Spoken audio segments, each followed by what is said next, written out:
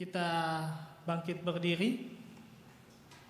Kita akan bersyukur memuliakan Tuhan di awal ibadah ini karena Ia sungguh baik. Ia sungguh baik di dalam kehidupan kita sekalian. Syukur padamu ya Allah.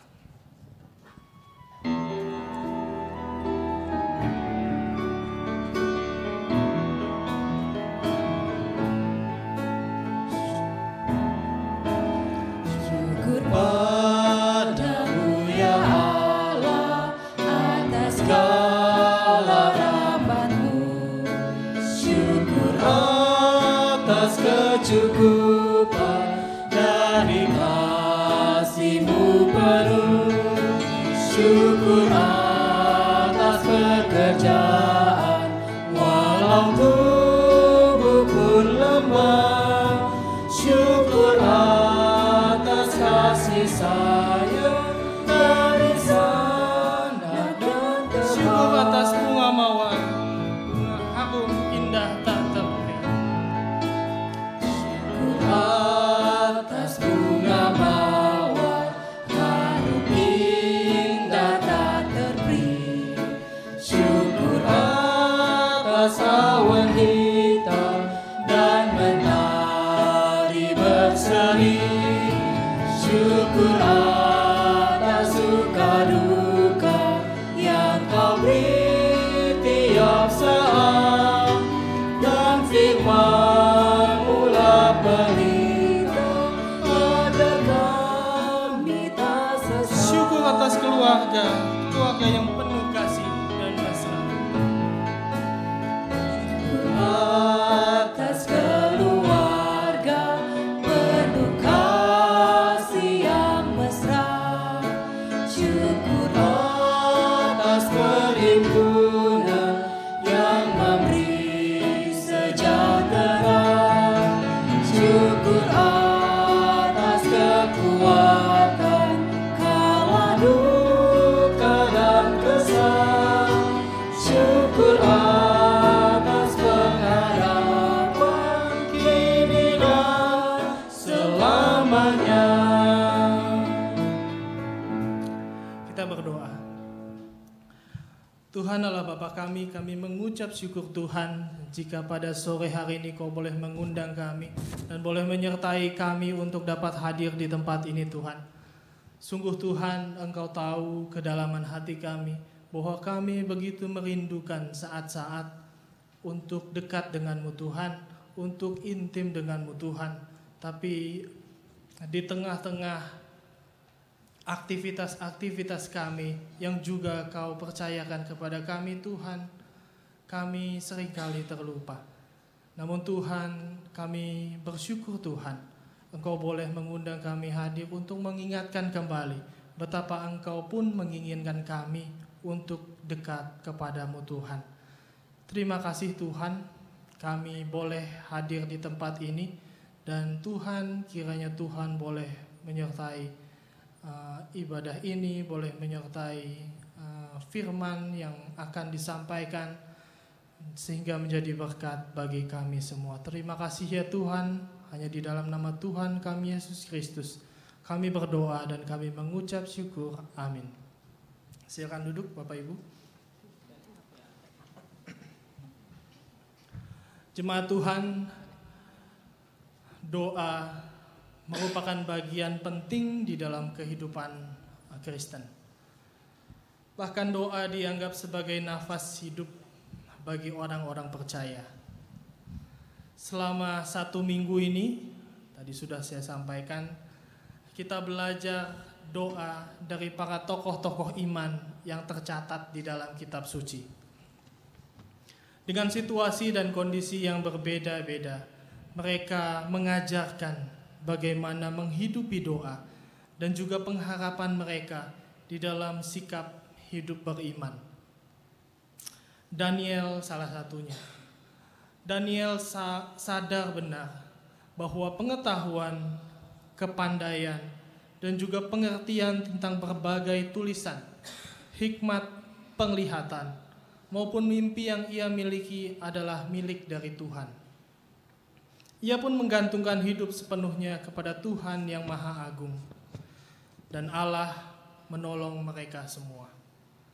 Daniel mampu mengartikan mimpi dari raja, sehingga ia dan teman-temannya diberikan kedudukan yang terhormat. Ketika kita berdoa dan memohon kepada Tuhan, maka Tuhan tentunya akan bertindak.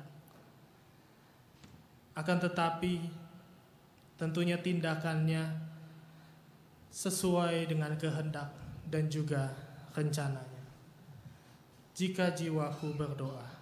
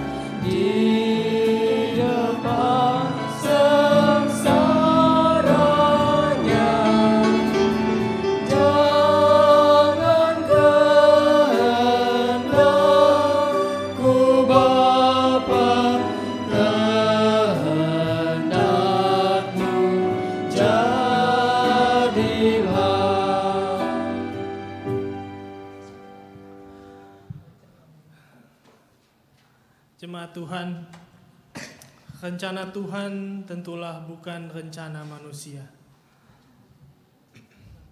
Rancangan Tuhan bukan rancangan manusia. Akan tetapi semua rancangannya adalah baik dan berujung damai sejahtera.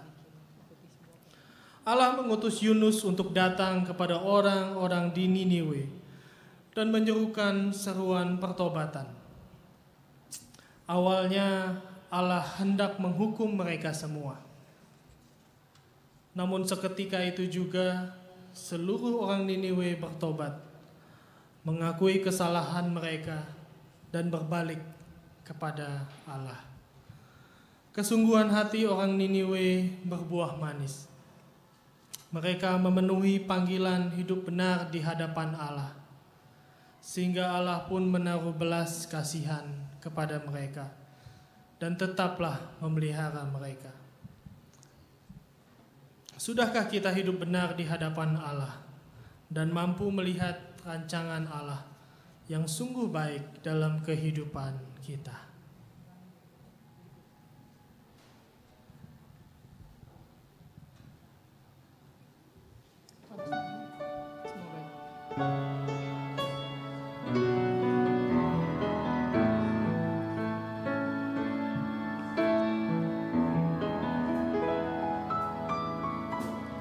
Dari semula telah Kau tetapkan hidupku dalam tangan-Mu, dalam rencana-Mu Tuhan.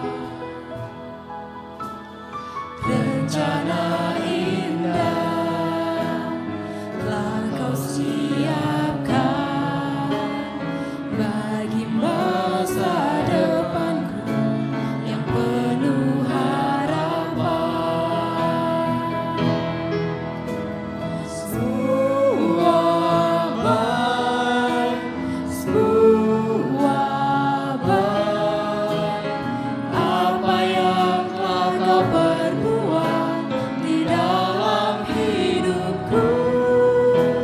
Semua baik, sungguh teramat baik. Kau jadikan hidupku berarti. Kita nyanyikan lagu ini sekali lagi. Dari semula Tuhan telah menetapkan hidup kita semua di dalam tangan-Nya. Dari semula telah Kau tetapkan hidupku dalam tangan-Mu, dalam rencana-Mu Tuhan. Rencana indah telah Kau siapkan bagi masa depanku yang penuh harapan. Semua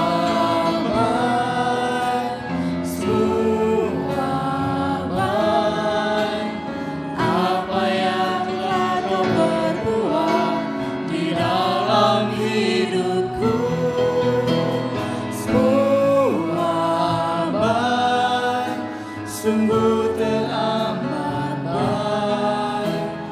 Kau jadikan hidupku berarti. Sekali lagi kita katakan semua baik, semua baik.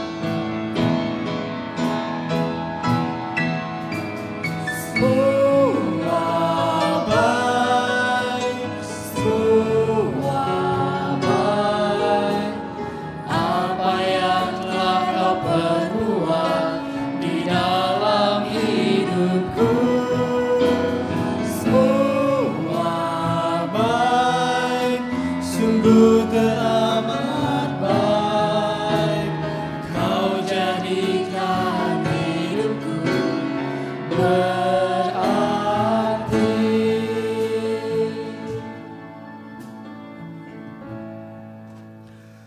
Jemaat Tuhan, doa sekali lagi bukan hanya sekedar permohonan, tetapi itu pun hendaknya berisi pengakuan dosa atas segala kesalahan dan juga kejahatan yang mungkin kita lakukan terhadap Tuhan dan juga sesama. Nehemia mengajarkan untuk mengakui segala dosa dan pelanggaran yang kita lakukan baik langsung maupun tidak langsung. Ia mengaku dan memohon ampun atas tindakannya dan juga nenek moyangnya. Mengakui dosa membuat umat percaya menjadi lebih rendah hati di dalam bersikap dan tidak serta-merta menyalahkan orang lain atas segala hal buruk yang menimpanya. Stefanus menjelang ajalnya mampu berdoa kepada Tuhan supaya tidak menimpakan kesalahan kepada orang-orang yang merajamnya. Ia mampu mengampuni bahkan ketika hal buruk menimpa dirinya. Marilah kita mulai untuk mengaku dan merenungkan dosa dan pelanggaran kita setiap hari di dalam doa-doa kita. Tuhanku, bila hati kawanku.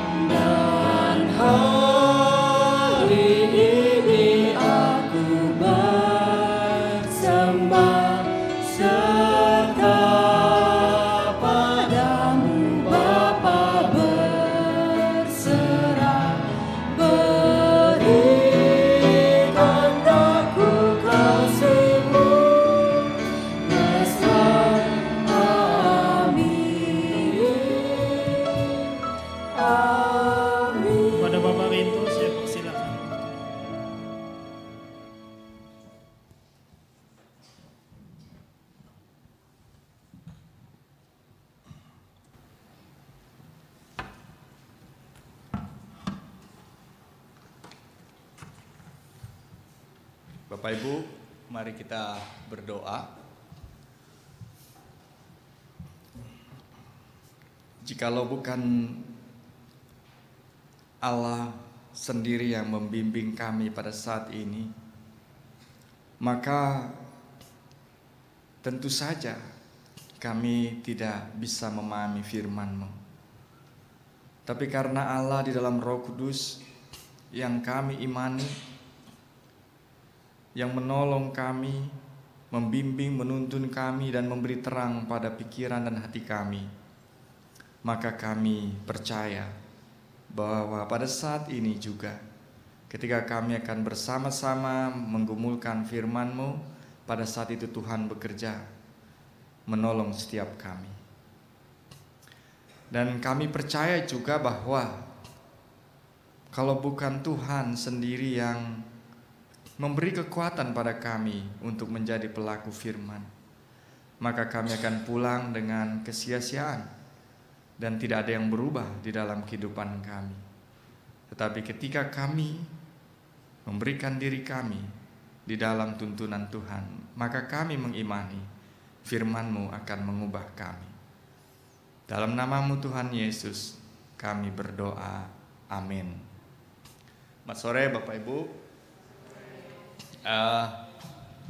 Tadi saya diperkenalkan, nama saya Pendeta Rinto Tampu Bolon saya melayani di GKI Seroja, Cengkareng. Jadi, nah yang main piano itu Deta, dia dari Seroja, ya. Kasindu, ini dulu sempat main-main di Seroja. Nah lalu Pak Yohanes dulu sempat juga mainin kita di Seroja. Enggak, dia sempat ikut bantu kita di Seroja. Lalu Pak Nur, ya Pak Nurianto, dulu sempat bantu kita juga di Seroja ya Pak ya, untuk anak-anak muda ya, seperti itu.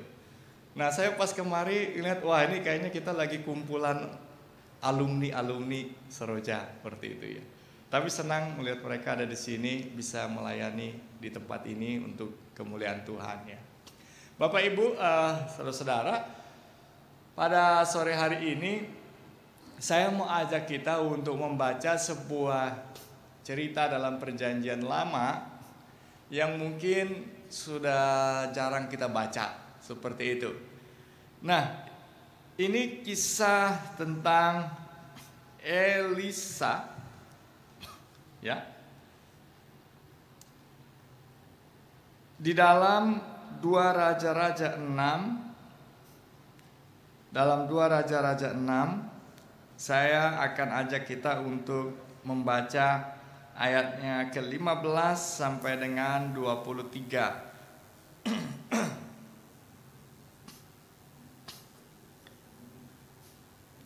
2 Raja-Raja 6 ayat 15 sampai dengan 23.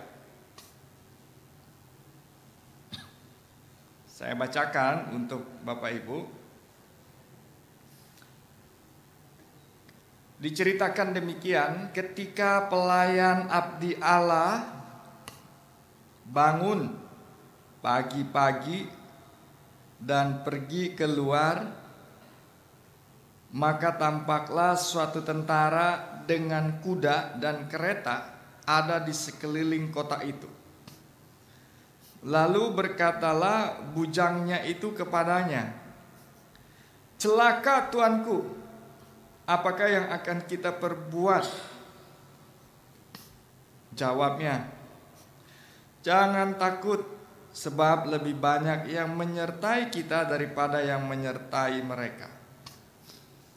Lalu berdoalah Elisa, "Ya Tuhan, bukalah kiranya matanya supaya ia melihat." Maka Tuhan membuka mata bujang itu, sehingga ia melihat. Tampaklah gunung itu penuh dengan kuda dan kereta berapi sekeliling Elisa. Ketika orang-orang Aram itu turun mendatangi dia, berdoalah Elisa kepada Tuhan, "Butakanlah kiranya mata orang-orang ini." Maka dibutakannyalah mata mereka sesuai dengan doa Elisa. Kemudian berkatalah Elisa kepada mereka, "Bukan ini jalannya dan bukan ini kotanya. Ikutlah aku, maka aku akan mengantarkan kamu kepada orang yang kamu cari."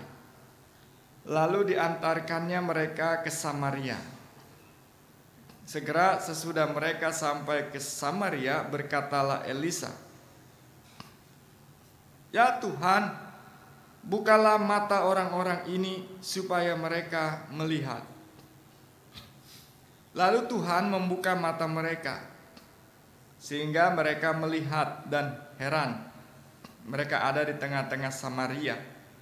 Lalu bertanyalah Raja Israel kepada Elisa tatkala melihat mereka, "Kubunuhkah mereka, Bapa?"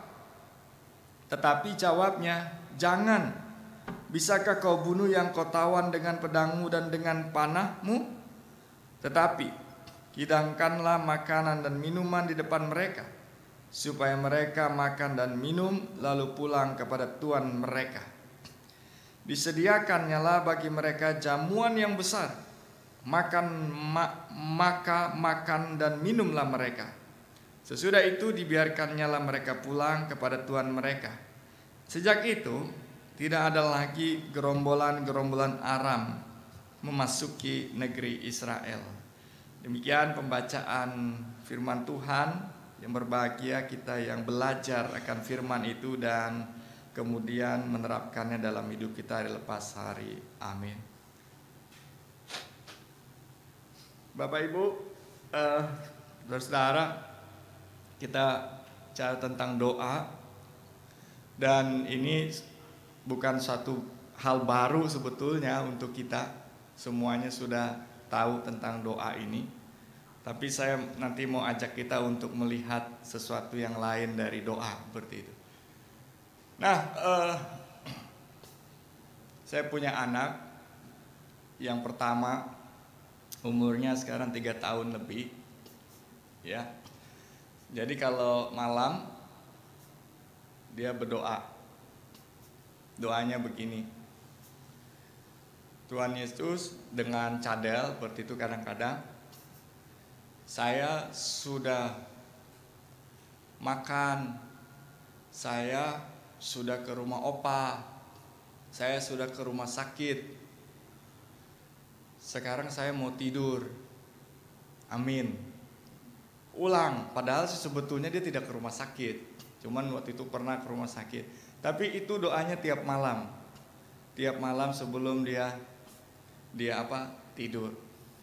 Nah, lalu seringkali doa yang berulang seperti itu, doa yang kita punyai berulang-ulang seperti itu juga menjadi doa kita.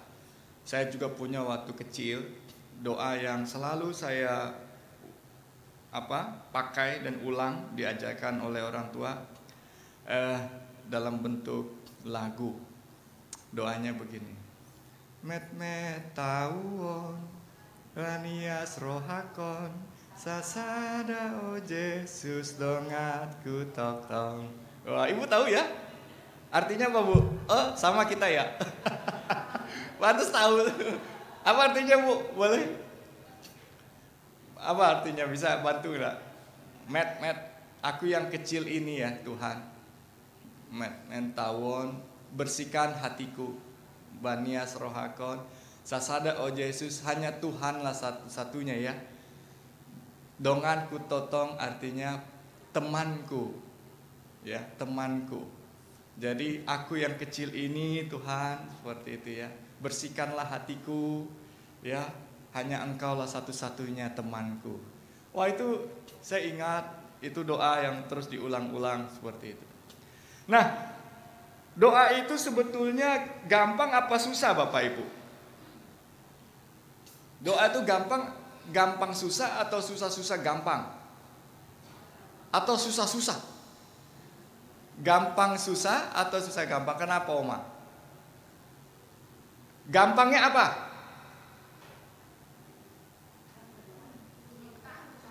Apa? Ngomong. Jadi gampang kalau ngomong ya, Bu? Ya. Jadi susah. Kalau sendiri gampang. Kalau tempat orang lain rame-rame baru susah. Seperti itu. Jadi gampang susah. Kalau gampangnya seperti itu. Selain itu gampangnya apa lagi?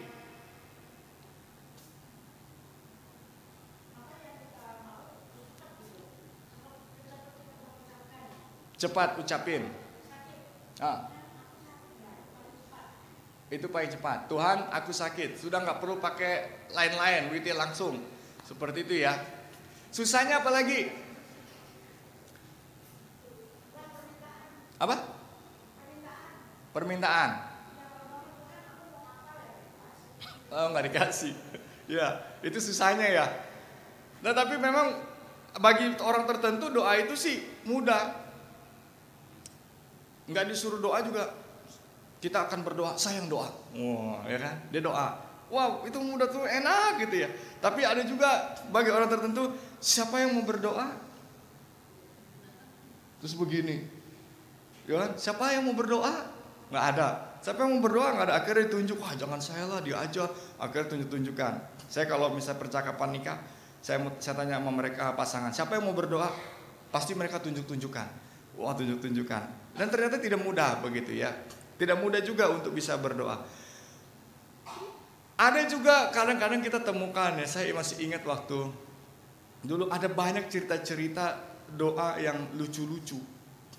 Ya, saya ingat waktu di asrama dulu, kalau kami kumpul makan, lalu bukan makan, untuk kumpul ibadah di bawah itu, di meja makan, daerah meja makan. Terus waktu doa begitu, teman saya doa syafaat, saya ingat tuh. Terus kemudian yang jaga asrama tuh punya ayam di belakang. Terus ayamnya bunyi, petok petok petok petok petok gitu. Terus ada yang nyeletuk, maling. Terus semuanya buka mata, lalu kita lari semuanya. Jadi tinggal sendiri teman saya, dia berdoa terus, ya Tuhan, padahal kita udah gak ada lihat maling. Terus dilihat, wah gak ada malingnya, balik lagi. Terus balik lagi, berdoa lagi. Ya teman saya berdoa, pas dia amin kita udah duduk lagi semua. Maling waktu itu. Tapi ada juga, coba perhatiin lagi doa ya, doa. Saya waktu itu pernah diomelin, ini nakal juga kayaknya. Saya sama teman saya tuh doa berhadapan sama teman. Jadi waktu itu saya doanya buka mata. Terus pas di depan saya ada teman saya. Terus kemudian dia ada berdoanya begini, mukanya begini, terus matanya gini. Dia ngelihat, dia ngintip siapa yang kabar. Lalu kan kita mukanya kan lucu, akhirnya ketahan, akhirnya nggak kuat, akhirnya kita ketawa, akhirnya diomelin, ya seperti itu. Tapi ada macam-macam. Kadang juga kita suka lupa doain orang lagi sakit ya, lagi datang terus doa, Tuhan sembuhkanlah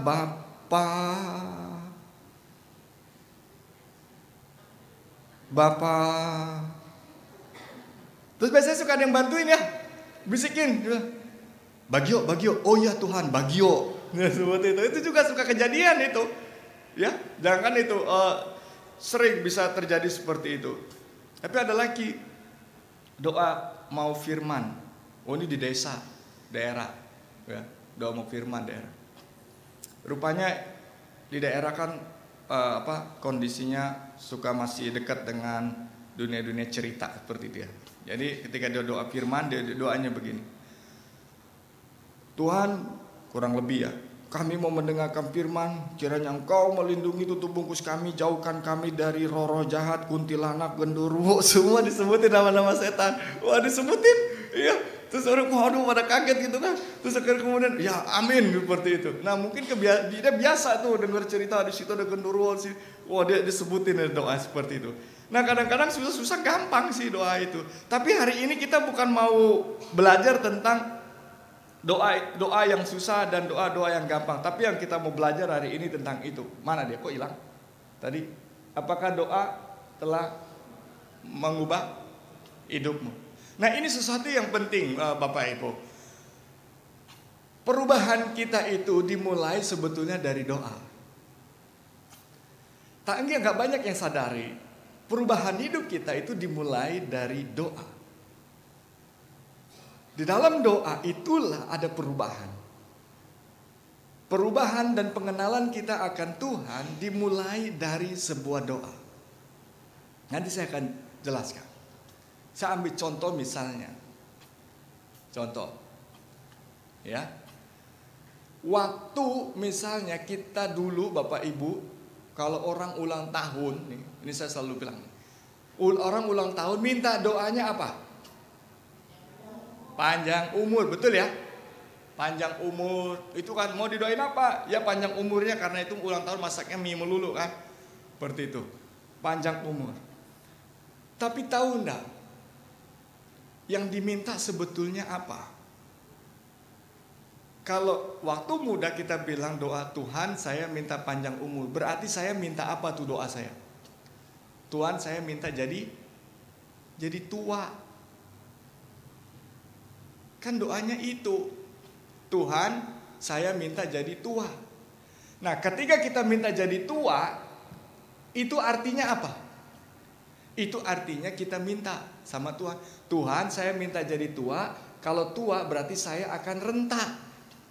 Kalau renta itu dengkul saya itu nyut-nyutan melulu kalau jalan. Tulang-tulang itu sakit. Mata mulai pudar. Pendengaran sudah mulai berkurang. Jadi ketika kita ulang tahun, itu yang kita minta itu yang itu. Nah, tetapi ketika kita sudah jadi tua, kita lupa, lalu kita marah-marah di hari tua. Kenapa sih badanku kok sakit, dengkulku sakit, pendengaranku ini, mataku semuanya. Lalu kita bilang pada Tuhan, Tuhan kenapa saya sebegini? Itu kalau Tuhan bisa jawab, dia mungkin bilang gini, dulu waktu muda mintanya apa?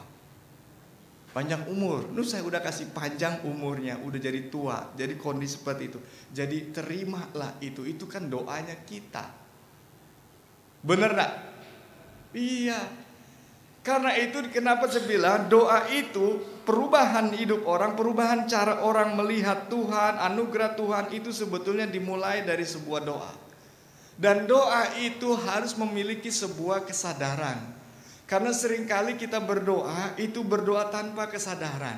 Kesadaran untuk apa yang kita minta.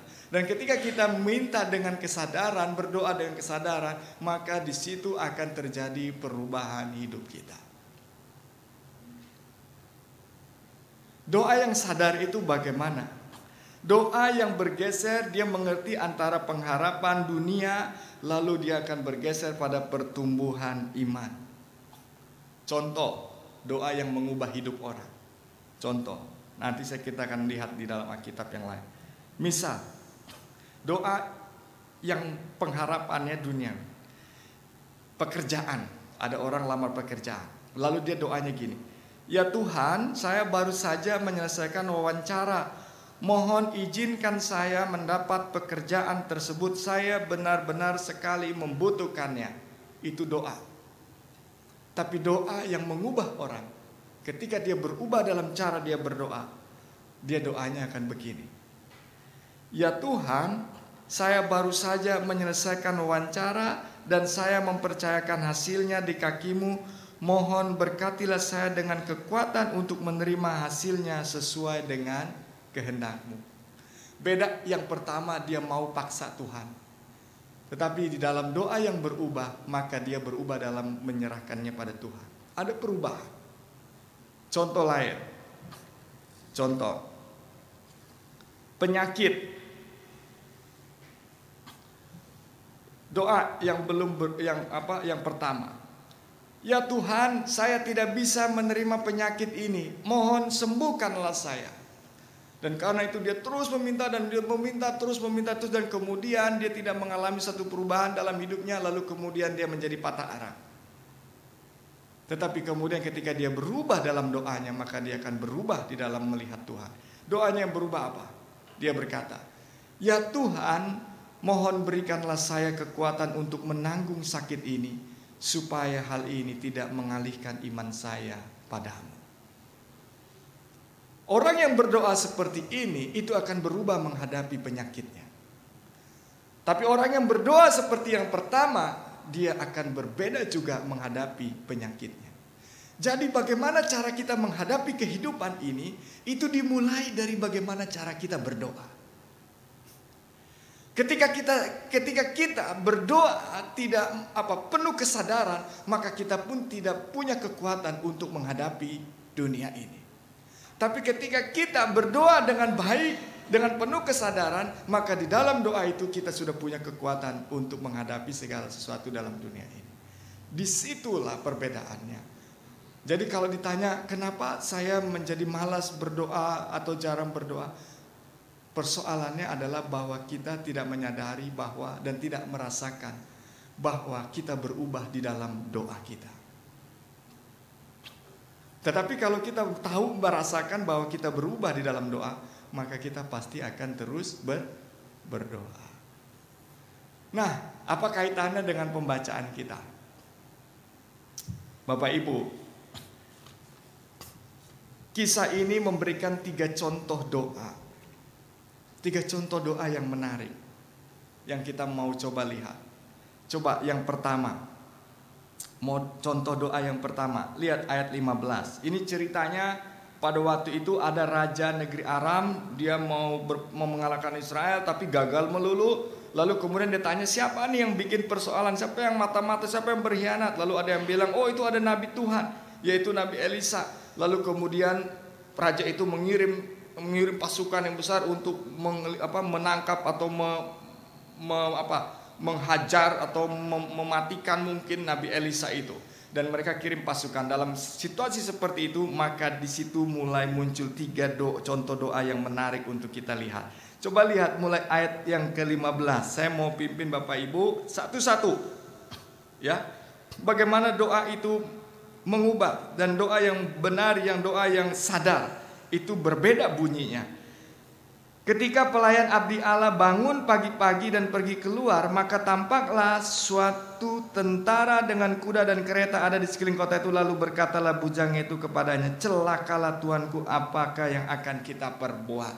Bapak Ibu, di situ dibilang ketika pagi-pagi dia bangun, dia lihat persoalan, dia lihat pergumulan, lalu kemudian dia punya rasa khawatir.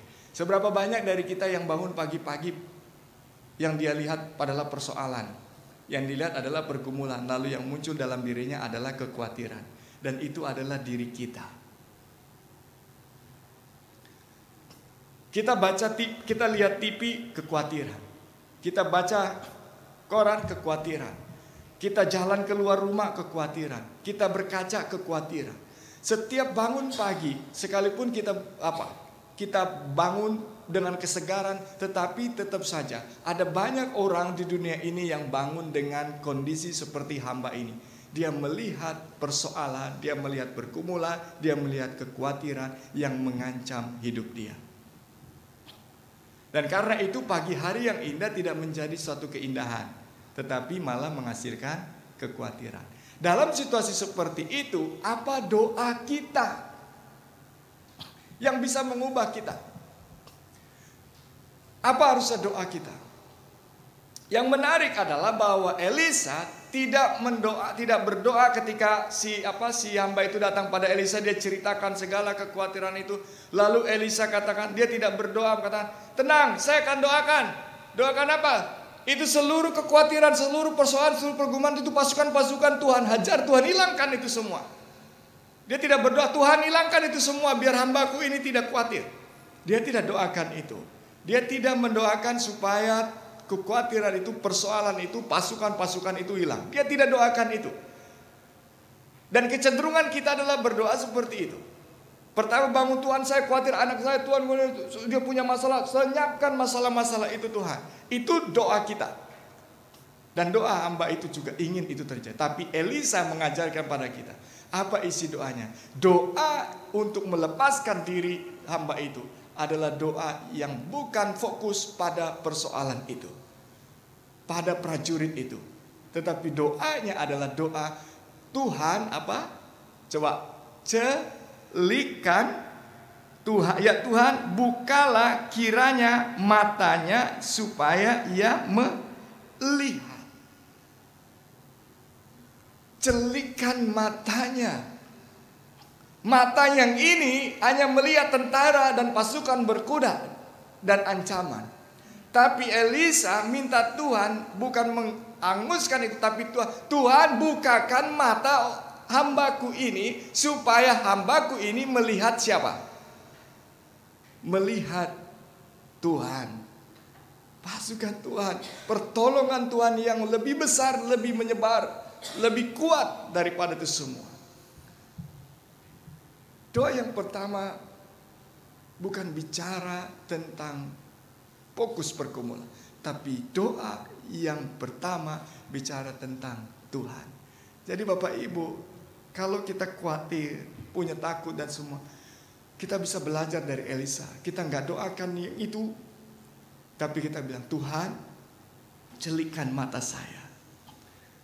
Celikan mata saya supaya saya bisa melihat bahwa Tuhan ada bersama dengan saya. Pertolongan Tuhan yang besar, buka mata saya. Penyertaan Tuhan, buka mata saya." Kekhawatiran kita ada karena mata kita tidak pernah terbuka.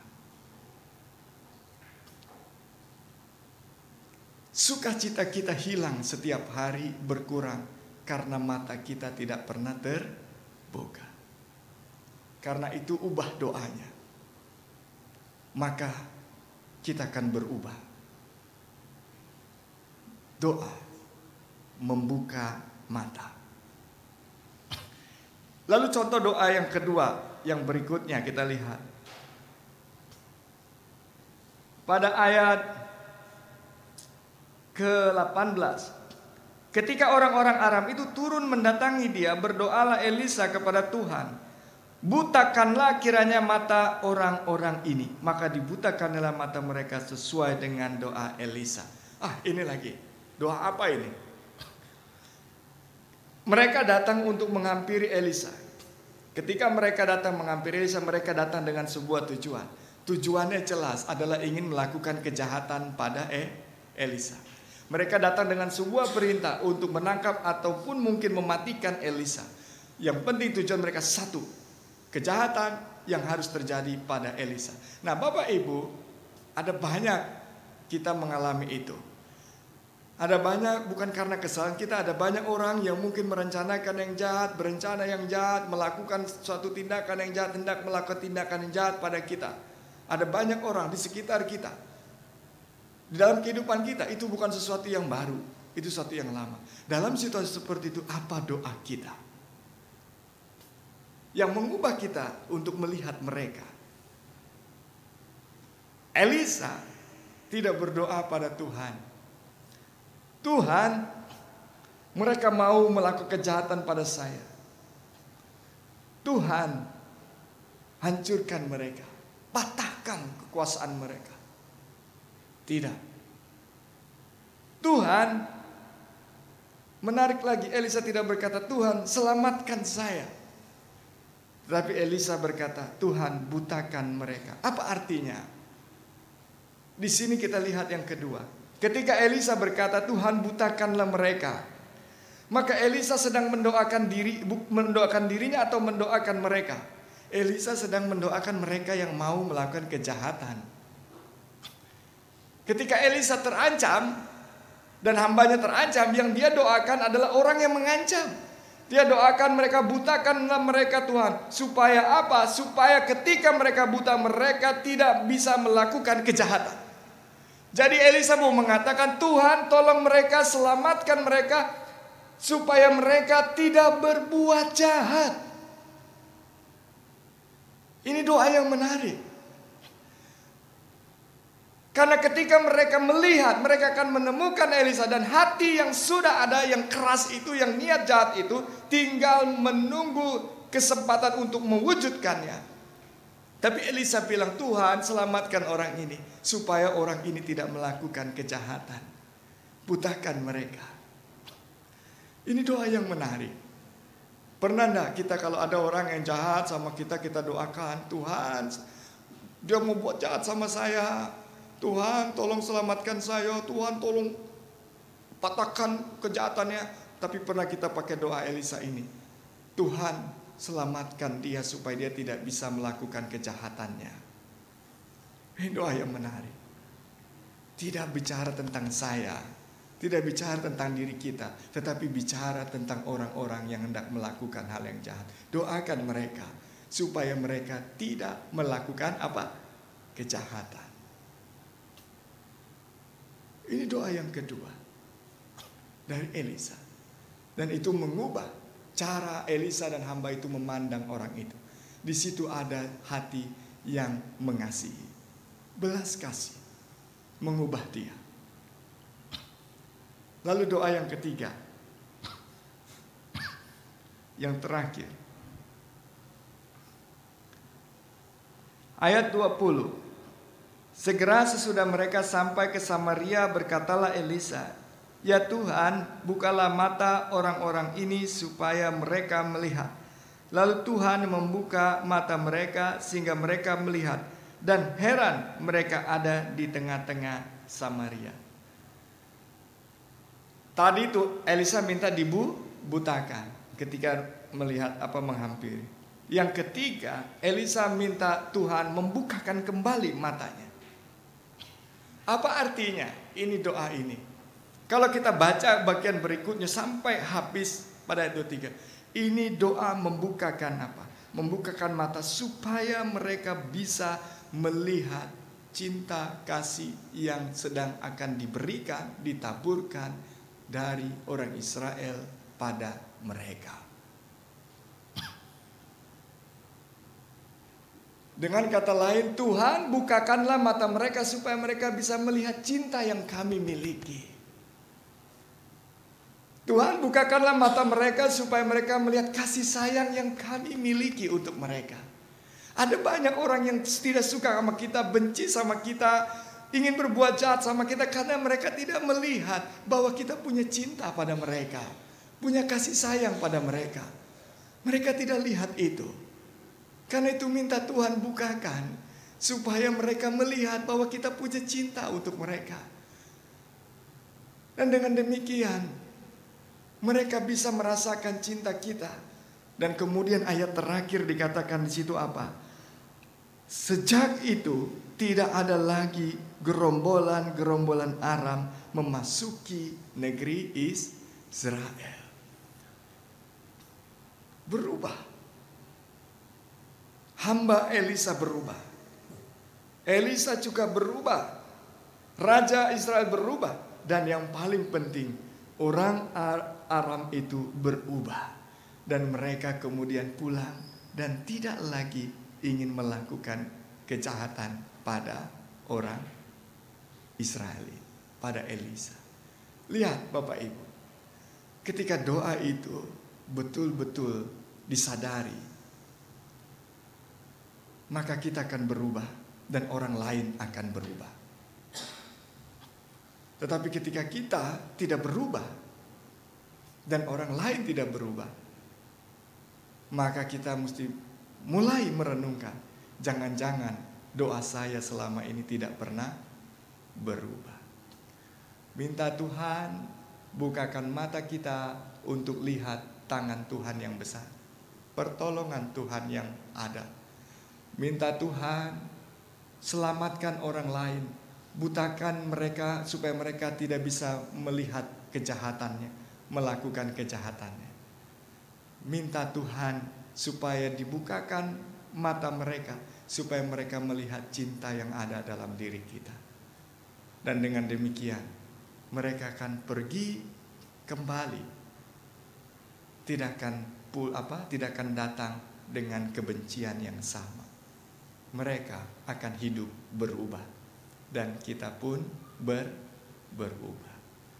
Jadi ini contoh saja bagaimana doa akan pertama-tama mengubah diri kita, mengubah orang lain, dan akan membuat kita semakin dekat dengan Tuhan.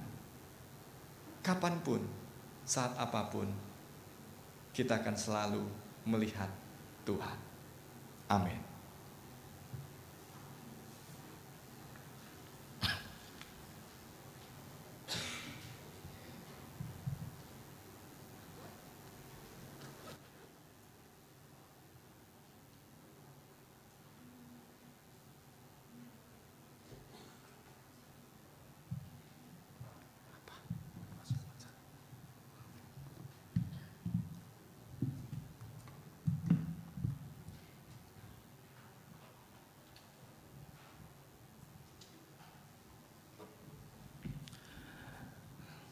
Terima kasih atas firman yang telah disampaikan dengan baik oleh Bapak Pendeta Rinto Tampu Bolon.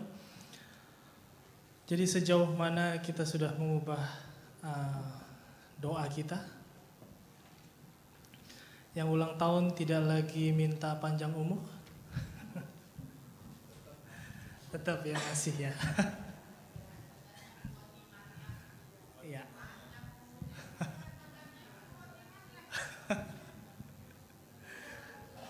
Oke. Ya, sebelum kita masuk kepada doa syafaat kita, doa yang kita mau panjatkan bagi sesama kita, sebuah lagu yang saya pikir cukup baik dan mengingatkan kita bahwa kita haruslah terus selalu bersama Tuhan di kala senang maupun susah. Seringkali kita ingat pada Tuhan pada waktu kita susah.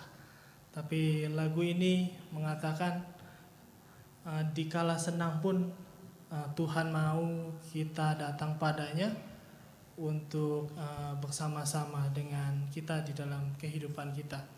kendati hidupku tentram dan senang.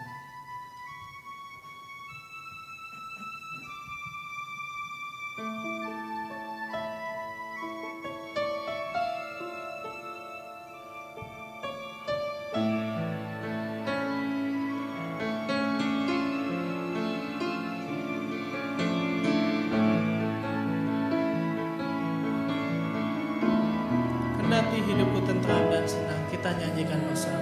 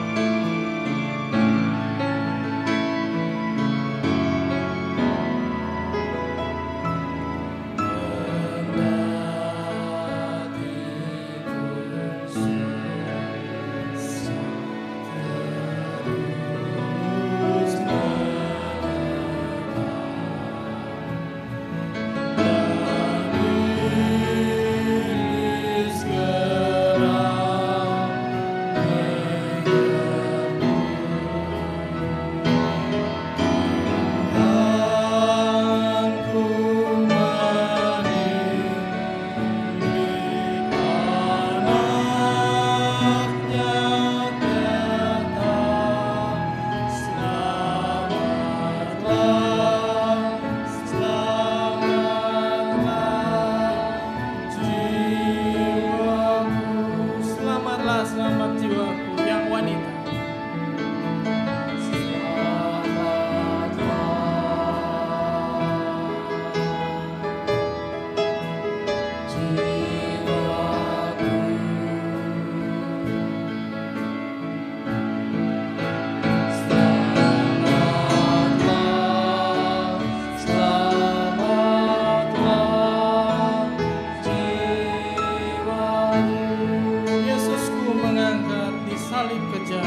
Dosa dan aib sepenuh.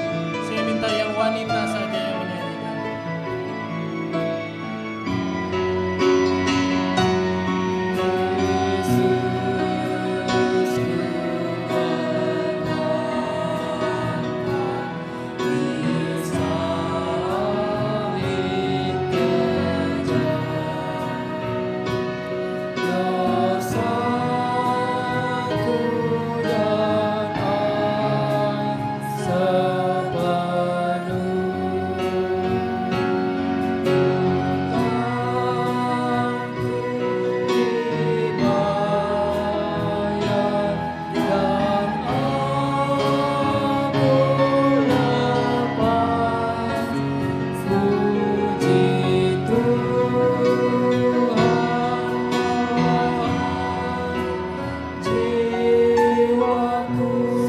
Selamatlah jiwaku yang perhiasan.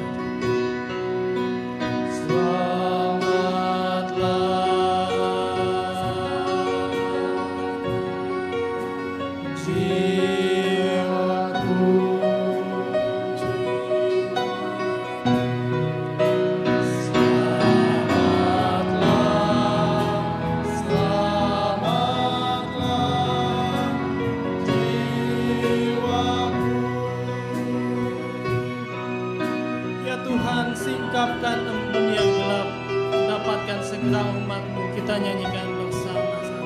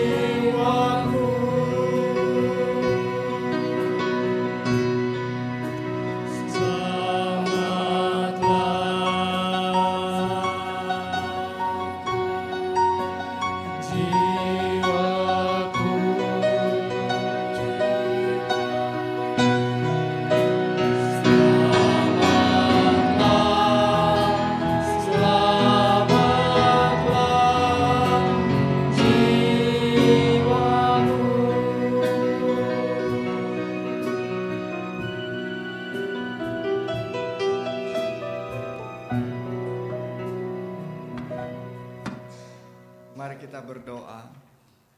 Bapa Surgawi, kami berdoa untuk jemaat-jemaat yang sedang mengalami pergumulan hidup dalam keluarga, pekerjaan, mencari pasangan hidup, dan lain sebagainya. Kami mendoakan mereka, Tuhan, bukakanlah, celikanlah mata mereka, sehingga mereka bisa melihat bagaimana Tuhan menyertai mereka, bagaimana tangan Tuhan tersedia untuk mereka, pertolongan Tuhan ada senantiasa untuk mereka. Tuhan menguatkan mereka di dalam perjalanan itu, dan doa-doa mereka mengubah hidup mereka ketika mereka dicelikan oleh Tuhan dan melihat itu semua. Kami berdoa Bapa Surgawi juga untuk saudara-saudara kami yang sedang sakit dan yang dalam masa pemulihan. Tuhan juga mencelikan mata mereka sehingga mereka melihat karya Tuhan yang sudah tercurah bagi mereka, penebusan Tuhan yang sudah diberikan pada mereka, dan juga tangan Tuhan yang menyertai proses pemulihan mereka, sehingga mereka tidak patah semangat karena mereka hanya melihat sebuah tantangan dan sakit penyakit, tapi mereka boleh dicelikan Tuhan untuk melihat bagaimana Tuhan menyertai mereka. Bapa Surgawi, kami juga berdoa untuk setiap anak-anak Tuhan, untuk setiap anggota jemaat, untuk setiap kami yang hadir, yang mungkin saat ini dalam kondisi mengalami satu tekanan, ancaman, atau juga niat-niat jahat dari orang lain. Bapa Surgawi, kami berdoa untuk mereka. Tuhan kiranya membutakan hati mereka dari niat jahat itu. Selamatkanlah mereka Tuhan, agar mereka tidak melakukan kejahatan. Juga untuk setiap orang yang ada di negeri ini yang hendak melakukan kejahatan, Tuhan kiranya butakan Tuhan, supaya mereka tidak melakukan kejahatan, dan pada akhirnya mereka tidak menjadi orang yang jahat. Bapa Surgawi, kami juga berdoa untuk setiap orang yang ada dalam negeri ini, atau di dalam kehidupan kami bermasyarakat, atau kami berkeluarga, atau kami bergereja, atau kami bersahabat dan berteman. Ketika mungkin ada dalam situasi kami juga terancam oleh orang-orang yang tidak menyukai atau membenci. Membenci bukan karena kami melakukan kejahatan, membenci karena memang ada sesuatu yang mengganjal di hati mereka. Tuhan, kami mendoakan mereka agar mereka boleh dicelikan hatinya, dicelikan pikirannya, dicelikan mata dan jiwanya, supaya mereka bisa melihat bahwa kami memiliki cinta untuk mereka, kami memiliki kasih sayang untuk mereka, supaya mereka tahu bahwa kami tidak membenci mereka, tapi kami mencintai mereka. Tidak ada sedikit pun niat dalam hati kami untuk melukai atau juga melakukan hal yang jahat. Tapi biarlah mereka bisa melihat, dan bukan hanya melihat cinta yang ada yang Tuhan sudah taruh dalam hati kami, tapi mereka juga boleh merasakan, dan melalui ini semua Tuhan, kami berubah dan mereka berubah, dan setiap orang berubah di dalam doa, dimulai di dalam doa, dan di dalam kehidupan kami yang menjadi bagian dari doa kami. Tuhan menolong kami semua. Tuhan, kami berdoa untuk pengurus badan-badan pelayanan agar mereka diberikan kekuatan dan kesetiaan, dan mereka diingatkan senantiasa akan panggilan ini, supaya mereka boleh melakukan yang terbaik di dalam pelayanan mereka.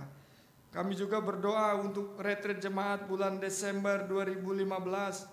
Biarlah Tuhan kiranya memberkati itu. Setiap orang ambil bagian, setiap orang akan bertumbuh di dalam retret itu. Dan Tuhan menolong panitia yang melaksanakannya. Kami berdoa dan bersyukur untuk esok hari ketika kami akan merayakan kebaktian Pentakosta syukur tahunan. Biarlah kebaktian esok boleh juga menjadi sukacita kami, dan kami juga bertumbuh di dalamnya. Di dalam rasa syukur kami datang pada Tuhan yang telah memelihara dan memberkati kehidupan kami, menuntun kami di dalam segala hal dan menebus hidup kami. Tuhan Bapa Surgawi, doa-doa kami, doa pribadi kami juga bawa di dalam doa syafaat kami ini. Kami bawa bersama-sama dan kami imani dan kami yakini bahwa Tuhan mendengarkan doa syafaat kami ini. Dan biarlah doa ini kami naikkan di dalam nama Tuhan Yesus Kristus yang telah mengajar kami berdoa. Bapa kami akan kami nyanyikan bersama. Bapa kami yang ada di sorga, dikuduskanlah namamu, datanglah kerajaanmu, jadilah kehendakmu di bumi seperti di surga. Di kami hari ini makanan yang secukupnya, ampuni salah kami seperti kami ampuni yang bersalah pada kami. Jangan bawa kami dalam pencobaan, melainkan lepaskan kami dari yang jahat. Engkaulah yang punya kerajaan dan kuasa dan kemuliaan sampai selama-lamanya. Amin.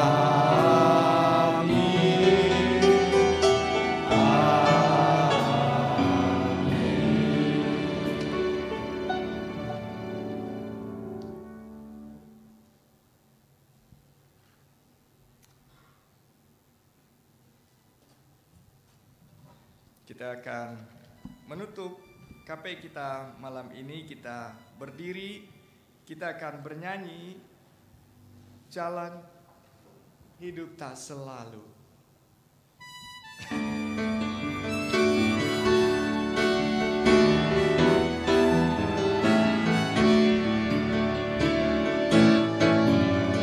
Jalan hidup tak selalu tanpa kabut yang pekat, namun kasih Tuhan nyata pada waktu yang tepat. Mungkin langit tak terlihat oleh awan yang tebal, di atasnya embus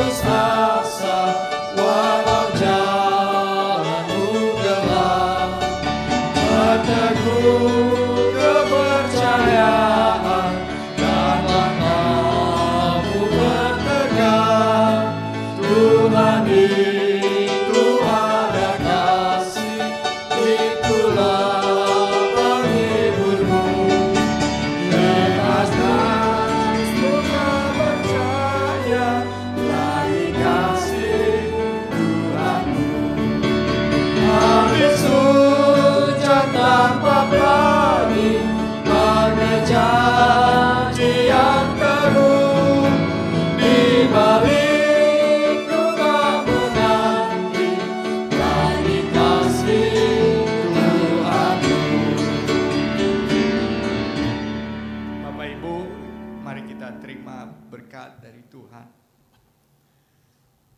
Damai sejahtera Allah di dalam Yesus Kristus dan persekutuan Roh Kudus menyertai hidupmu hari demi hari, dari sekarang sampai selamanya. Amin.